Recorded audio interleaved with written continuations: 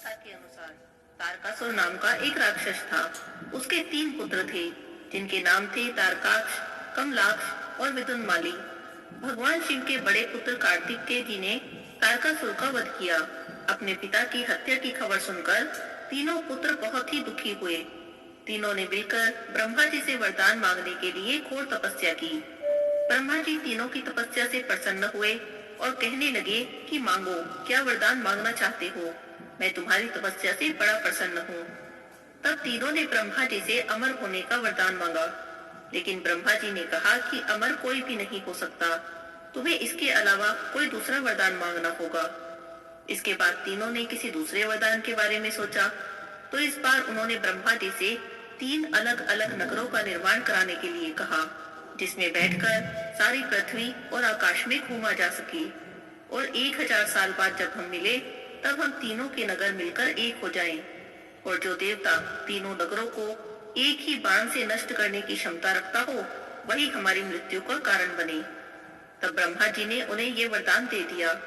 तीनों वरदान पाकर बड़े खुश हुए। ब्रह्मा जी के कहने पर मय दानव ने उनके लिए 3 नगरों का निर्माण किया। तारकाक्ष के लिए सोने का, कमलाक्ष के लिए चांदी का और विदुनमाली के लिए लोहे का नगर बनाया गया। तीनों ने मिलकर तीनों लोकों पर अपना अधिकार जमा लिया, क्योंकि वे सोच रहे थे कि अब हमारी मृत्यु नहीं हो सकती, क्योंकि किसी भी देवता में इतनी शक्ति नहीं जो तीनों नगरों का एक साथ नाश कर सके। इंद्र देवता इन्हीं तीनों राक्षसों के भय से भयभीत होकर भगवान शंकर की शरण में गए। इंद्र की बातें सुनकर भगवान शिव ने इन दानवों का नाश करने के लिए एक दिव्य रथ का निर्माण कराया। इस दिव्य रथ की हर एक चीज देवताओं से बनी थी।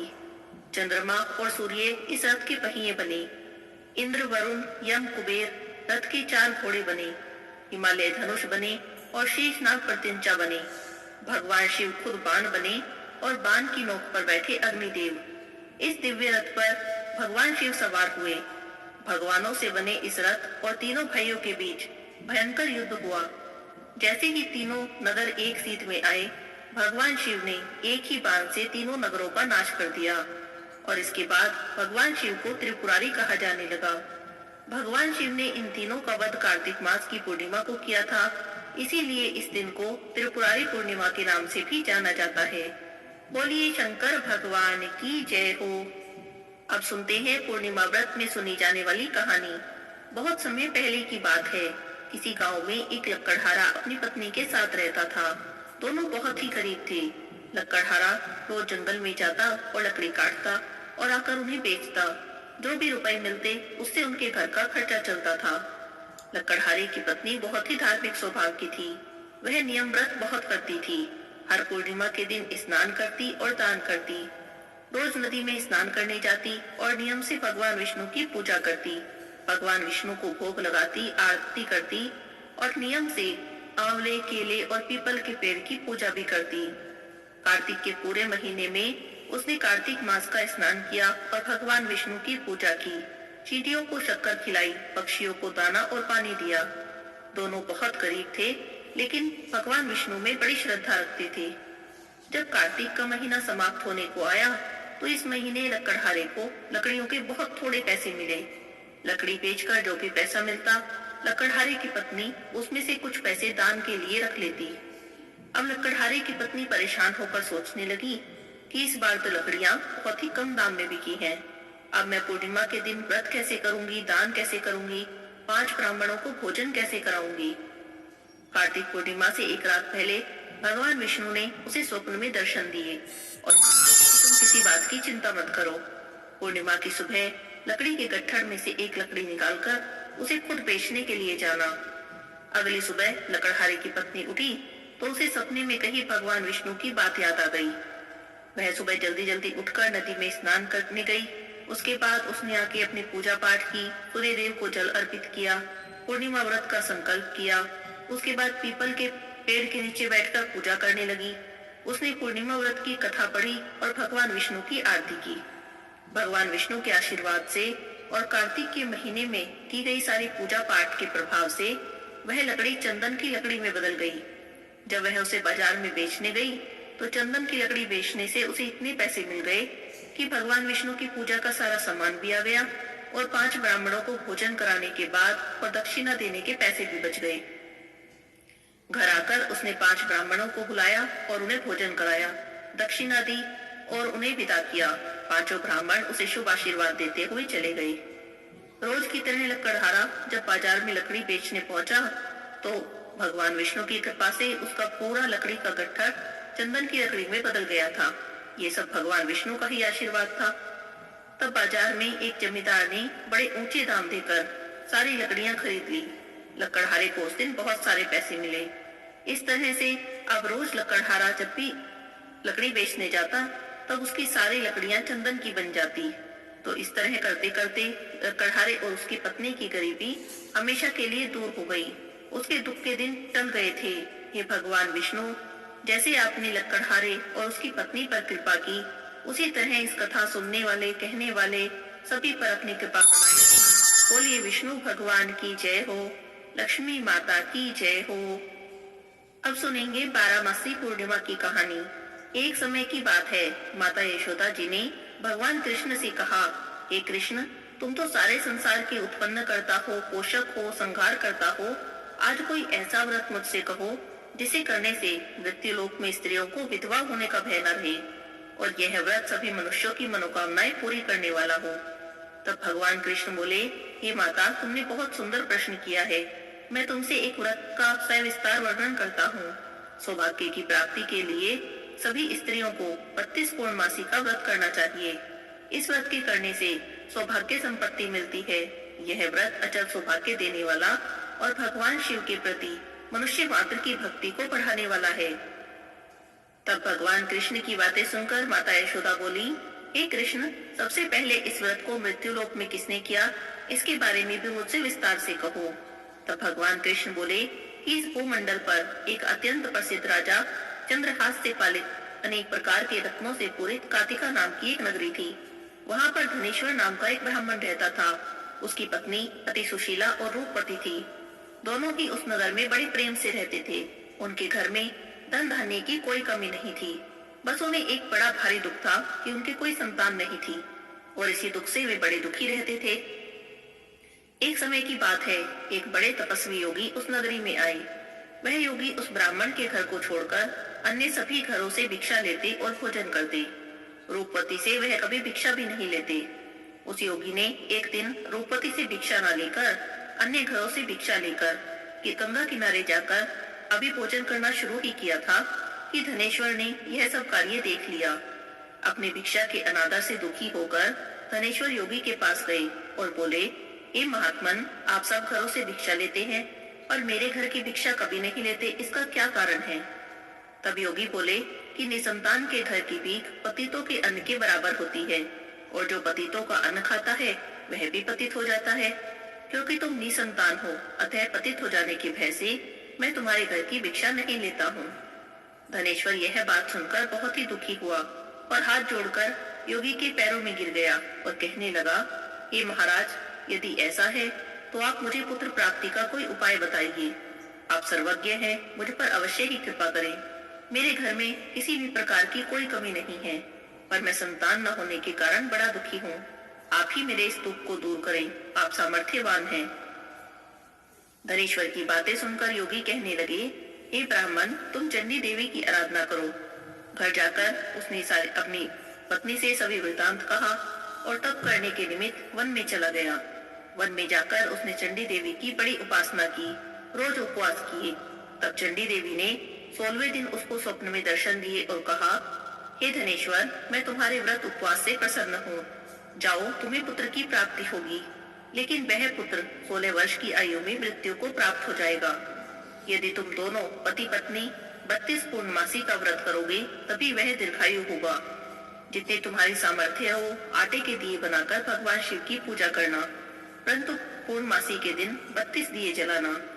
प्रातःकाल होने पर इस स्थान के समीप तुम्हें आम का एक वृक्ष दिखाई देगा। तुम उस पर चढ़कर एक फल तोड़ लेना और अपने घर चले जाना और अपनी पत्नी से सारी बातें कह देना। ऋतु स्नान के बाद वह स्वच्छ होकर श्री शंकर जी का ध्यान करके उस फल को खा लेगी। तब उसको भगवान शंकर की कृपा से पुत्र की प्राप्ति होगी। जब वह ब्राह्मण प्रातःकाल उठा तो उस स्थान के पास उसने आम का एक पेड़ देखा जिस पर एक बहुत सुंदर आम का फल लगा था। उस ब्राह्मण ने उस आम के वृक्ष पर चढ़कर उस फल को तोड़ने का बहुत प्रयास किया, पर वह बहुत प्रयत्न करने पर भी उस वृक्ष पर नहीं चढ़ पाया। तब उस ब्राह्मण को बड़ी चिंता होने लगी। तब उसने विघ्न विनाशक श्री गणेश जी की वंदना की और प्रार्थना की, हे दयानिधे, अपने भक्तों के विघ्न का नाश करने के लिए और मंगल कार्य को करने के लिए, दुष्टों का नाश करने के लिए, हे रिद्धि सिद्धि के देने वाले, आप मुझ पर कृपा करें और मुझे इतना बल दें कि मैं अपने मनोरथ को पूर्ण कर सकूं। इस तरह उसने बार बार गणेश जी से प्रार्थना की। गणेश जी की कृपा हुई तो धनेश्वर वृक्ष पर चढ़ गया और उसने एक अति सुंदर आम के फल को देखा। उसने विचार किया कि वरदान से जो फल मिला था शायद यह वही है, क्योंकि और कोई फल तो यहाँ पर दिखाई नहीं दे रहा। तब धनेश्वर ब्राह्मण ने जल्दी से उस फल को तोड़ लिया और अपनी पत्नी को दिया। उसकी पत्नी ने अपने पति के कहे अनुसार उस फल को खा लिया। वह गर्भवती हुई। देवी जी की असीम कृपा से उसे एक बहुत सुंदर पुत्र उत्पन्न हुआ, जिसका नाम उन्होंने देवीदास रखा। माता पिता के हर्ष और शोक के साथ वह बालक शुक्ल पक्ष के चंद्रमा की भांति अपने पिता के घर में बड़ा होने लगा। देवी भवानी की कृपा से वह बहुत ही सुंदर था, सुशील था और बहुत ही गुणी था।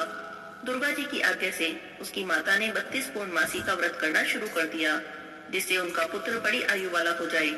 16वां वर्ष लगते ही देवीदास की माता पिता को बड़ी चिंता हो गई कि कहीं उनके पुत्र की इस वर्ष मृत्यु न हो जाए। तो उन्होंने मन में विचार किया, यदि यह दुर्घटना उनके सामने हुई तो वे सहन नहीं कर सकेंगे। इसीलिए उन्होंने देवीदास के मामा को बुलाया और कहा कि हमारी इच्छा है कि देवीदास 1 साल तक काशी में जाकर विद्या अध्ययन करें, लेकिन तुम्हें उसे अकेला नहीं छोड़ना है। इसीलिए तुम उसके साथ जाओ और 1 साल तक उसके साथ रहो और बाद में इसे लौटा लाना। सब प्रबंध करके उसके माता पिता ने काशी जाने के लिए देवीदास को एक घोड़े पर बैठा दिया और मामा को उसके साथ कर दिया। और यह बात उसके मामा को या किसी और को नहीं कही कि हमारे पुत्र की आयु कम है।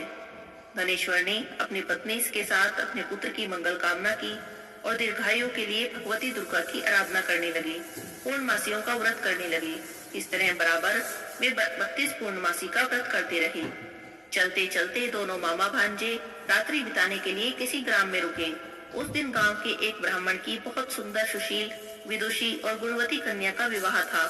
जिस धर्मशाला के अंदर वर और बारात ठहरी थी, उसी धर्मशाला में देवीदास और उसका मामा भी ठहर गए। कन्या से विवाह के लिए जो वर आया था वह एक आंख से काना था, तो उसके पिता को बड़ी चिंता थी कि कहीं मेरे पुत्र को देखकर विवाह के लिए मना न कर दें। तो वर के पिता ने अपने कुटुंबियों से परामर्श किया कि यह देवीदास मेरे पुत्र के जैसा ही है, तो मैं ऐसा करूं, इसके साथ लगन करा दूं और बाद में विवाह के अन्य कार्य मेरे लड़के के साथ हो जाएंगे। यह सोचकर देवीदास की मामा से जाकर बोला कि तुम थोड़ी देर के लिए अपने भांजे को हमें दे दो, विवाह के लगन का कार्य सुचारू रूप से हो जाएगा और इसके बदले में हम तुम्हें बहुत सा धन देंगे।